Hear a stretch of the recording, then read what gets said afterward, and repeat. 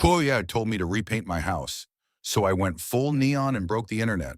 You ever get so tired of being polite that you just flip the script? That was me a few months back. Middle of a dry, boring Tuesday when I got the letter, the kind of envelope that screams HOA violation in that cheap corporate font before you even open it. It said your home's exterior paint is faded and inconsistent with community standards. Please repaint within 14 days to avoid penalty. Now, was my house faded? Yeah, I'll admit it. Couple spots peeling, a little sun bleached, maybe not Pinterest perfect, but inconsistent with community standards.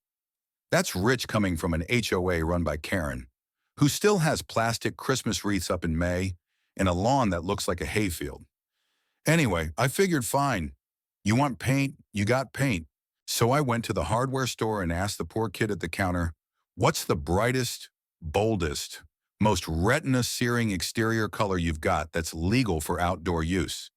Kid lit up like he'd been waiting his whole life for that question. 3 hours later, I was driving home with 6 gallons of Solar Shock Yellow, a neon nightmare of a color somewhere between a highlighter and radioactive mustard. And I didn't just paint the front. Oh no, I painted everything.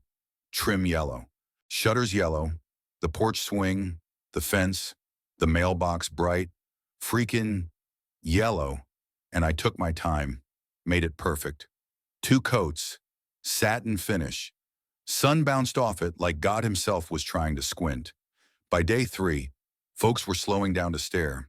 By day 5, someone started a TikTok with the caption, when your HOA tries you, so you blind the whole street.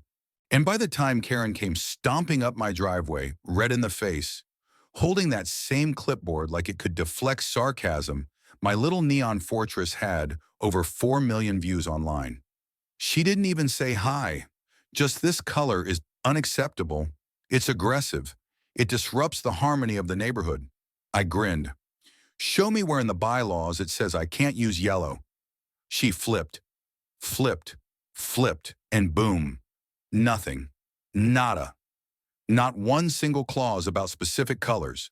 Just that paint must be fresh and uniform. Well, I said, it's fresh, and it's very, very uniform. She sputtered something about aesthetic cohesion, but the damage was done. The internet was already on my side.